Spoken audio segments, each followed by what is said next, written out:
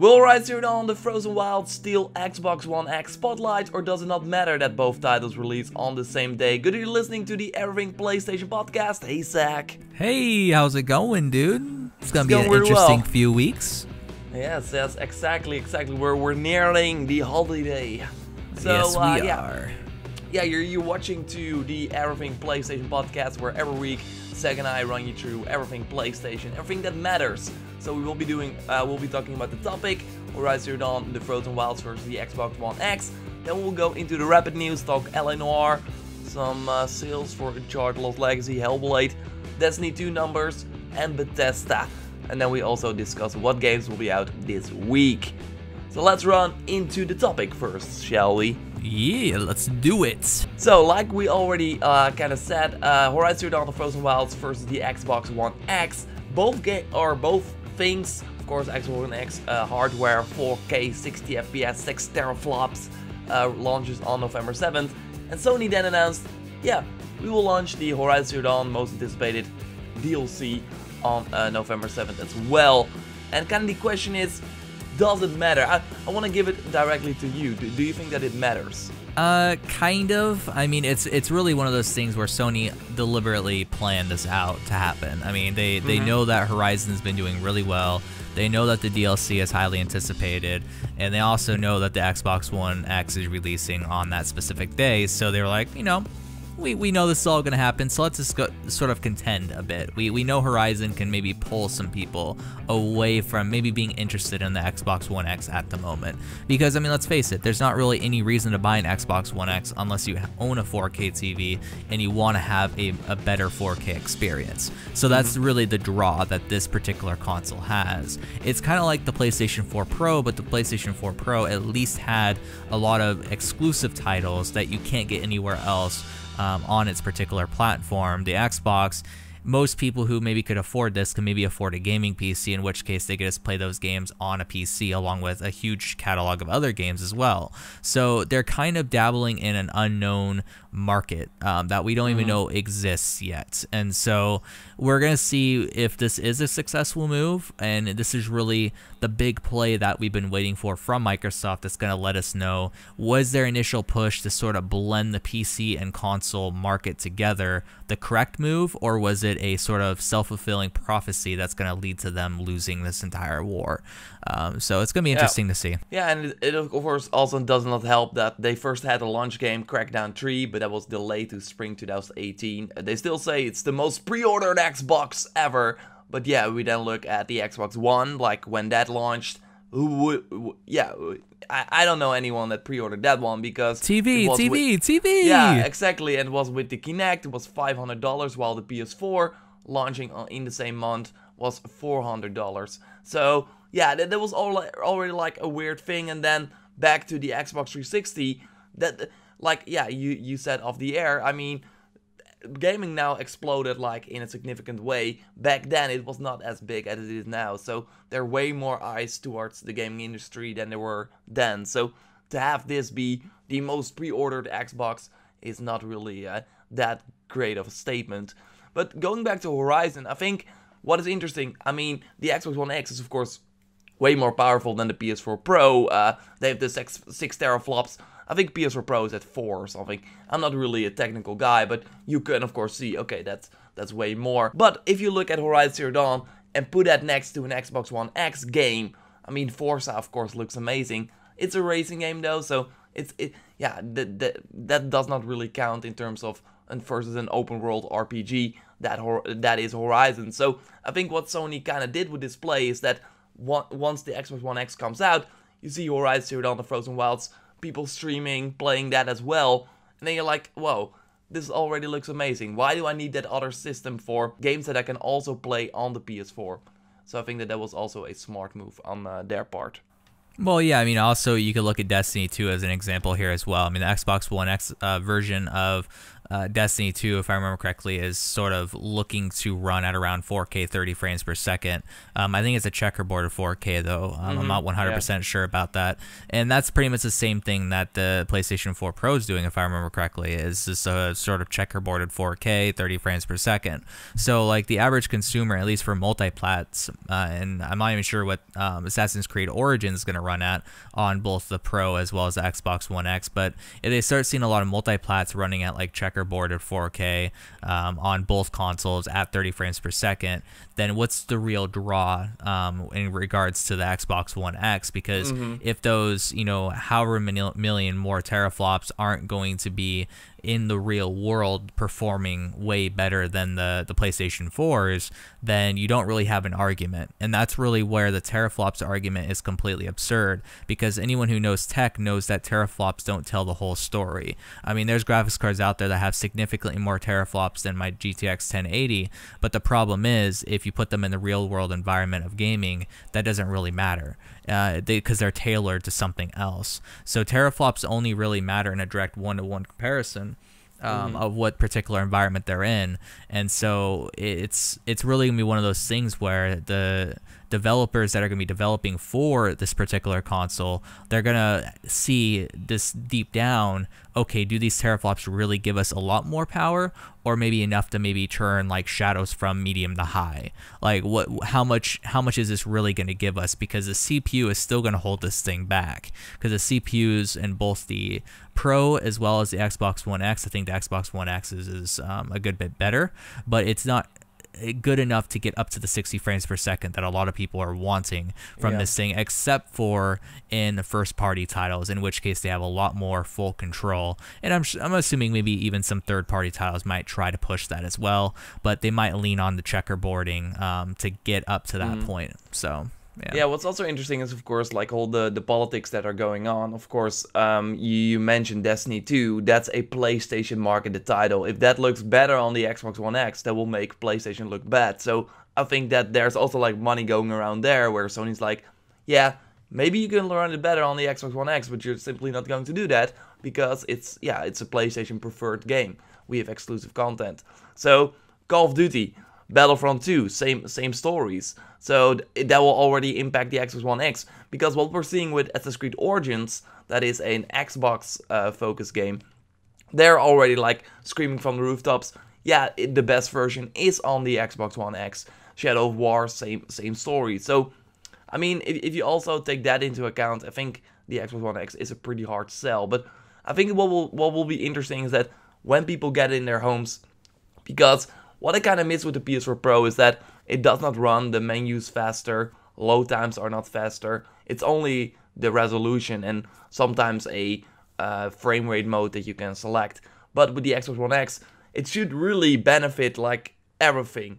That's at least what they're saying. So curious to hear. But on the other end, like you already said, you can also buy a PC and play all their games, and then buy a PS4 on the side to play Horizon Zero Dawn, The Frozen Wilds, God of War, Spider-Man, all these games that are coming that you kind of want to play. Yeah, and what I think is kind of interesting too is how Microsoft might actually be helping the PlayStation 4 Pro on accident, because from all the marketing and PR that I've heard from the Xbox One X is they're trying to make it extremely easy for developers to make sure that the Xbox One X versions are easy to develop, and so it doesn't take too much development time. Well, if they do that and there's a way for the developers to then port that particular version or a little more, lower quality version over to the PlayStation 4 Pro, then you just helped your competition on accident by making it very easy for developers to develop better pro versions of games by using your software for the X, because the two consoles architectures are pretty much the same. It's just the OS that's different. So when it really comes down to it, it shouldn't be that much of a difference. So all these tools should be like a sort of a one-to-one over, across the pond. So that will be interesting as well on, how much that's going to help the Pro out, how much more of a market the Pro will have because of this. And also because the holiday season is rolling around, there's going to be 4K TVs on sale, how both of the consoles perform. And when people see Horizon, as you mentioned, on one screen, and then they see a Xbox One X game on a monitor monitor as well. State of Decay 2 or something. Yeah, State of Decay 2, or even not even on a 4K screen. A lot of these stores probably won't even have it running on a 4K screen. So if you just have a random Xbox One X title versus a Horizon, on a 1080p screen, that the Horizon is going to destroy any other title on 1080p. So it's going to be hard to sell at the stores too.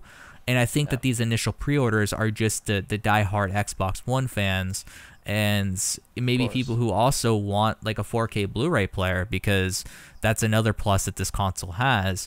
And it's even got me. The Xbox One S also has it.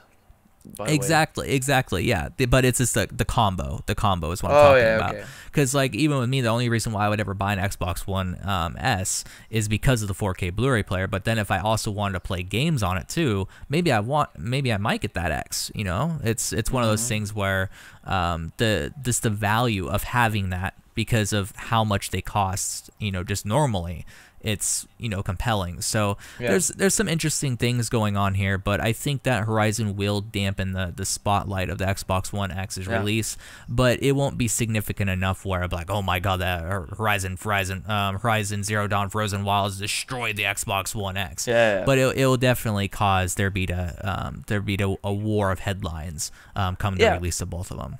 Yeah, and also like for reviewers that might be reviewing the Xbox One X and also Frozen Wilds, that they switch and then see, whoa, but that this already looks amazing. Like that will of course be a small percentage, but if Horizon Zero Dawn, like the full game came out, that would be a bigger hit. But still, releasing the Frozen Wilds on November 7th, it's an interesting move, a smart one, I think.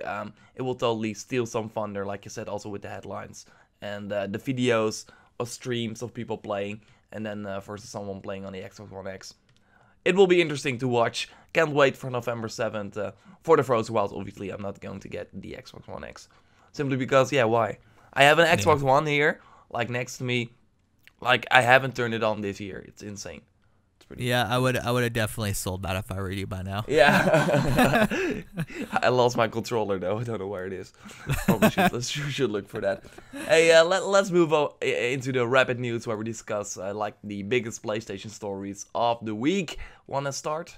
Yeah, so LA Noire is coming with a bunch of random sort of releases in terms of like releasing on different platforms here very soon. They're going to be releasing on the Switch, the PlayStation 4, Xbox One, and also the HTC Vive. Which will have the VR version, which is the Vive, will have not every single bit of the game, but it has a lot of sort of missions that are tailored for a VR experience. But that will all release on November 14th, which will be very interesting to see sort of how it performs on the next-gen consoles, considering it's an older title, and also, more importantly, how it will perform on the Switch, because it is somewhat of an older title, and I'm not sure if it's tailored for the audience that the Switch sort of has, but maybe I'm wrong. Maybe it will do really well. It is a good game, so yeah, totally. It's it's a conversion. It's my favorite Rockstar game. Like the only Rockstar game that I finished. Actually, I never really got around to finishing GTA games because I simply just lose interest like halfway through their campaign. And so do Red Dead, Red Dead, same story, but I like the multiplayer Red Dead. So really looking forward to that multiplayer in the new one. But yeah, LA Noire, I mean, it was just a special game, right? To be a detective, to read the awesome facial animations they had, and the plot twist, and the fact that you kind of started like under the ladder, then moved up, and then you got like bigger cases, and there was just a lot of awesome stuff happening. It's also $10 more expensive on the Switch. Did you know that? No, I didn't. But I will say one thing: if I had a VR headset still, I would definitely probably get it for VR, because I think that would be an amazing experience. Because I enjoyed Batman VR. It was just a very short experience, though. So. It will be like cases from the game. So if you already finished them, I mean, there's like not many different outcomes. That's really one of the things LA Noire, did not really have going for it. You could not fail. Like you still progress to the story. So let's move over to do the other news. They like every month, of course, Sony releases the top downloads for the PlayStation Store. Let's start with Europe because Hellblade did really well.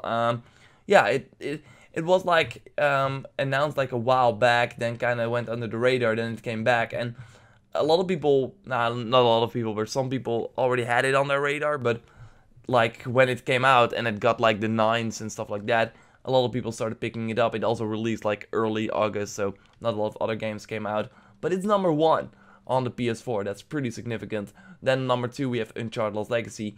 Then 3 we have Rainbow Six Siege. Crash Bandicoot still hanging in there, of course, was 1 in the previous month, but now it's number 4. And Horizon Zero Dawn, also pretty huge, still number 5. I think they had a sale, but still though, it's pretty significant. So that is the top 5 for Europe. Interesting is the top 5 of the US. Of course, Madden released, super huge in the US, so that's the number 1 PS4 game. Hellblade, also there, number 2.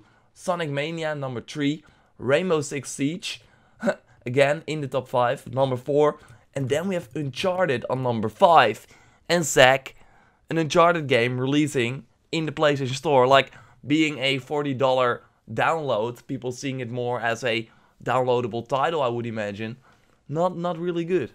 Yeah, I mean, well, it comes down to the fact, number 1, no Nathan Drake, but also there's another piece of the puzzle that you mentioned to me as well. So yeah, that's that it was part like of a season pass. So some people that like bought the season pass at launch for Uncharted 4, and when I made a video about the Lost Legacy, a lot of people were like, haha, I got it for $20 because that season pass was $20, and then you get like the Lost Legacy, and now it's $40. So that was like kind of, I mean, that was how the development went. Like they started with this small story, but then they thought, wait, we can make a whole game of it. And yeah, I finished it. It's a really awesome game. So glad they did that. But for the sales, I don't know. I mean, this was probably also like a sort of like, like, look, will this be a successful thing if we like make these smaller stories for Uncharted? I don't think, I mean, normally, I mean, Uncharted 4, when it launched, I think it was number 1. Like, it was a huge success. Oh, yeah. Being number 5, like, below Rainbow Six Siege, that old game, that's pretty significant that you did not beat that, right? So, it will be interesting to see if we get the NPD to see the physical sales in the US, if that's also, like, not in the top 5, or, like, yeah, on number 5. I don't know if it then sold so well. On the other hand, and that's also something I mentioned in a tweet when the UK sales were released, that it did not do as well as Uncharted 4. It had half the sales of Uncharted 4. What's interesting is that this game was made in a year using a lot of assets from Uncharted 4. So of course, we are not game developers, but I can't imagine that this game cost them so much to make. So I think it was a pretty easy, like, to get their money's worth. So they probably got their money's worth, but yeah, maybe they're now looking at it and think, okay, let's just, if we are going to do Uncharted again, let's just go back to Nathan. Or yeah, it will be interesting. Maybe if they did with Sully or something, that would also help. But yeah, I mean, I think it really just pinpoints the character elasticity of how, you know, Uncharted fans sort of view the entire lore of the game, like what characters they like and which characters they're more interested in buying a game for, and then also, you know, it's a good test for them, as you mentioned, to see, you know, if we make a brand new engine for a new game and we end up, you know, creating the game and it does really well, what if we make mini stories? How will they perform? Will it break even? Like, how much do we have to spend to really make it a, you know, a Naughty Dog experience? And so I think this will give them a lot of good data to sort of look over and see, okay, well, maybe in the future with like The Last of Us, when we make a Last of Us DLC, maybe we'll make like a standalone version of it or whatever. Just, you know, kind of like what we did before, to some degree, but maybe a little longer than what we did before. So it'll be interesting to see sort of how they use this data moving forward and whether or not anything else comes from it. Yeah, totally. I mean, of course, what Sony also said during E3 is that they want to leverage their franchises more, like do stuff like this, because creating like a big project like Uncharted 4, super hard, a lot of assets, blah, blah, blah, to kind of reuse them in some sort of different environment, a different game, like Uncharted Lost Legacy is, because we do see a lot of elements from Uncharted 4 that they obviously did not have to recreate. Or like, didn't have to make from scratch, that really like, yeah, makes it easier to develop, I would imagine. So will be interesting to see. I hope that yeah, I want more titles like these. I mean, having an Uncharted title like this every year would be awesome, but I don't think that it's financial viable for them or smart to do. Yeah, and they just have to hold up the quality and make it compelling too. Yeah. I mean, they could run into the same issue with like how Assassin's Creed ran into the same issue of like releasing too frequently, so the special aspect of those games just wear off, and so yeah. But you know, if you haven't been living under a rock, Destiny 2 released, and as of September 9th, there was apparently 1.2 million concurrent players online. That's according to the Bungie Twitter. And yeah, it's, I mean, expected, especially at the launch. I wonder what it's going to be like later on, though. How much of that will die down? You know, what will the stable amount be of concurrent players? Because when it really comes down to it, you know, that's an initial launch, so it's a little bit less surprising where like PlayerUnknown's Battlegrounds, for instance, recently hit 1 million concurrent players, but that game's been out for a while, so that was a slow build up to that point. So it's more than likely going to be more stable at that point than Destiny 2 will be, because it's already just released. So it'll be interesting to see how much players they hold and retain moving forward into the first DLC. But it's, you know, great to see that they're doing well, and a lot of people are liking the game, even if it's, you know, sort of more of a Destiny 1.5 feel, as a lot of people keep saying. So yeah, totally. And of course they also have the PC version still that has to come out, so maybe they will like exceed this if the PC launch is happening. I would not be surprised if that was the case, actually. So that will be that will be good. I mean, I don't know, it will be interesting to see if Destiny 2 really did the same numbers that Activision wanted, or like does not, just the numbers that Activision wanted. Like, did it exceed the first one? I mean, the first one was also like a huge hype. On the other end, I still see a lot of people like kind of playing and doing it, and there's really nothing else coming out at this time. So I think it's doing really well, and 1.2 million concurrent players. Now, that already tells you, okay, they sold more than 1 million, not really a weird thing, but I think that this means that they're probably at, I mean, PlayerUnknown was at 10 million when they hit the 1 million. So, because this is then close to launch, Destiny 2 might already be at 6 million sold, which is pretty insane. So, that's just a weird calculation, but I think it's a good educated guess, though, I will say. I think so as well. And I played it a lot, finished the main story yesterday, and have to say I like what they did, like in terms of environments, and the open world exploration is really cool. Just going through the new strikes with your friends is really awesome. But I'm like really a person that likes enemy variation and new enemy encounters, and that's why I also really like Horizon Zero Dawn, for example. Like the amount of machines that are in the game, and that you only encounter them once or twice in the main story mission, is really awesome. Well, in Destiny you're fighting the same enemies over and over again, but the worst part is that all these enemies were in the first game as well, except for some new twists, like a guy that now has 2 swords, and there's a dog, and that's like all there is to it, and all the other races have the same enemies. So it's like kind of an anticlimax when you like go through this dungeon, and then at the end of the dungeon the boss is a bigger version of the enemies you already killed many times, stuff like that. It's, I don't know, it's pretty bad, but yeah, on the other end I'm still having fun, and I will just be playing when my friends are on. I don't think I will be grinding alone, but yeah, cool stuff. Then let's move over to the last section of the Rapid News. Bethesda.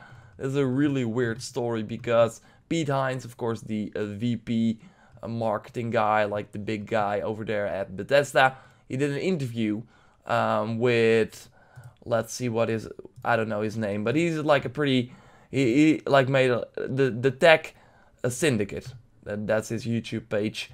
So he did an interview with Pete Hines at PAX, and yeah, Pete was like saying, yeah, we got all these games coming out, and we have a game that is not announced yet that will launch this year. And then it was like, whoa, okay. And then Pete took to Twitter, oh, no, I probably just had a concussion from the beating I took online and was rambling, ignore. So then he said that. Then there was a game.co.uk tweet saying, Bethesda have confirmed that they're launching a new game this year. What do you want to see from the makers of Skyrim? And then someone said, hey, wasn't it false? And then Pete Hines said, I'm positive I knew what I was saying during the interview. The tweet was a joke. So his previous tweet about saying ignore was a joke. There is still a Bethesda game that we don't know coming out this year. But I can't help to think that it's a mobile game or something. It's probably not a big game. Fallout the card game. Don't do it. Skyrim Shelter. Oh, God. Something like that. I mean, I can't imagine them like ignoring this at their E3 show if it was any big retail game, right? I mean, the only way that they would have ignored it is because they want it to be a surprise release that just catches the world on fire. I don't really. Would that even work though? Like, I don't really know. It's one of those things where Bethesda has such a huge weight on the industry that if they did stealth drop a game, they would get so much PR that they wouldn't even need to market it, and it would sell a bajillion copies because everyone would market it for them between the reviews, between all the, oh my God, they just released this game articles. So I don't know. It could be an experiment, but it could also be a massive disappointment in the form of a mobile game. So who knows? Probably. I think it's a mobile game. I mean, they kind of saw the success with Fallout Shelter, and that was also like, and it's out now. So they might do that, like during the Game Awards or something, or at the PlayStation Experience, where they will. That's well, true. why There PlayStation still is Experience, some... by the way? Yeah, Game Awards probably. Paris Games Week. They will do something. I think it's a mobile game, but yeah, don't get your hopes up. But what will be out this week, Zach? Well, there's 3 notable things. Dishonored, Death of the Outsider, which is the one that I'm kind of more interested in. I don't know when I'll get around to playing it, but I'll be very interested to see how it reviews and what people think of it. But I think it will probably be good, right? It's of course a standalone. Like, I think what happened is that this was probably like DLC for Dishonored 2. Then they saw the sales for Dishonored 2 and were like, okay, let's make this a standalone game. Probably, yeah. Then they also have, there's the Inside Limbo Double Pack, which contains both the games that are very well received amongst a lot of people. But the price is kind of suspect, Jordan. Really? Yeah, it's a little suspect. $30. Yeah, for a game that came out a really long time ago, and then one that was like, what, $15 at launch or whatever? Yeah. So, yeah, it's a little suspect. But then there's also PES 2018 as well, so, yeah. Yeah, but to be fair, the Limbo pack is like retail, so... That's true, yeah. Yeah, it's really for people that probably never played these games digital. I mean, otherwise, why would you buy it retail, right? Mm-hmm. But yeah, PES also, yeah, I thought it was just a big title, of course, big soccer game if you're into those type of things. That's really it. So I think that Dishonored, while Dishonored 2, of course, released like in the November month with Watch Dogs 2, we just came fresh off Call of Duty and stuff like that. I think that this has a better chance. Hope people give this one a chance. Because they looked at a calendar this time. It's amazing. Yeah.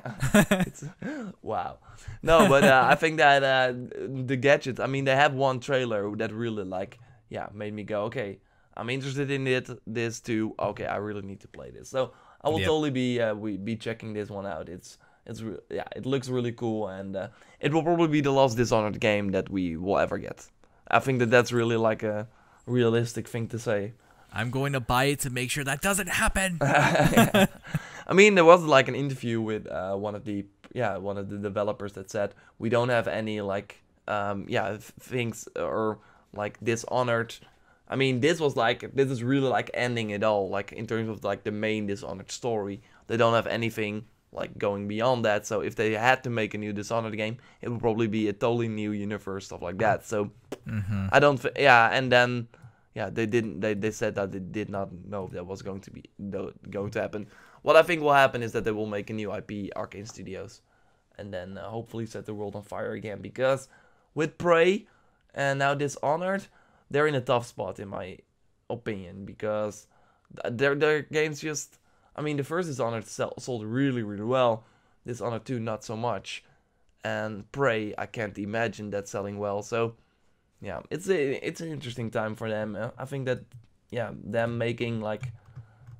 I think they have to move to the current like, it's awesome that these games still exist, but people don't want to pay for them anymore. I don't know. It's interesting. Yeah, I don't know. So, I think it would be awesome for them to delve into the fantasy realm, but the problem is with that is obviously the main Bethesda development teams work on Skyrim and Elder Scrolls, but I think that would be really awesome to have the fast-paced nature of a Dishonored game with also the stealth elements in a more fantasy universe, because Skyrim, it's somewhat, you know, action-packed, but it's not as fast as a Dishonored game. I mean, if just go look up a mass kill montage video within, you know, Dishonored. There's a guy that's out there that is just a master assassin that just jumps around the maps like a freaking, you know, jackrabbit on crack and just kills everything in sight, like in a little blink of an eye. So yeah, it's pretty intense. So that'd be cool to, would be pretty cool. see. Yeah, totally. So, but it's gonna be interesting because at least they are a quality studio. They had a little misstep with Dishonored 2, but I could forgive them for having one misstep considering the rest of their games have been fine. So, what do you mean misstep with Dishonored? In terms of the performance at launch for all the platforms. Yeah. So. Yeah, totally. Yeah, but that was also like the marketing side of Active or Bethesda, like releasing it. And if they released in January, I think a lot of people would have given it a try. Yep. It was just just a bad move. Kind of sad because, like you said, it's a really good game. I mean, it even won like Game of the Year awards last year from IGN, I think, even Dishonored 2. So that's pretty nice. Well, Zach, thanks a lot, of course, for discussing everything a PlayStation with me. Next week we will be back with a new podcast discussing new stuff. Another thing that I want to say, I think that the PlayStation 4 update 5.0 will launch this week. Said it last week as well. I know. But this week. It has to be this week. Looking at the history, it's always like the first or the second week of September. Hopefully, fingers crossed. I mean, last week we had Destiny that kind of took over the PlayStation Twitter account. We had Knack 2. This week, Horizon News. We're waiting. It's almost 2 months. Or like less than 2 months now, and we only have one trailer for the Frozen Wild. So, I want it. There should be a run around the corner. Yes, we will. I think we will see it. Anyway, thanks a lot for watching, listening, of course. Like the video or the podcast to support it. Subscribe to stay up to date on everything. And of course, you can find Zach Sharps at Zach Sharps on Twitter. You can find me at YourRaptor. And have a great rest of the week. Goodbye. Goodbye.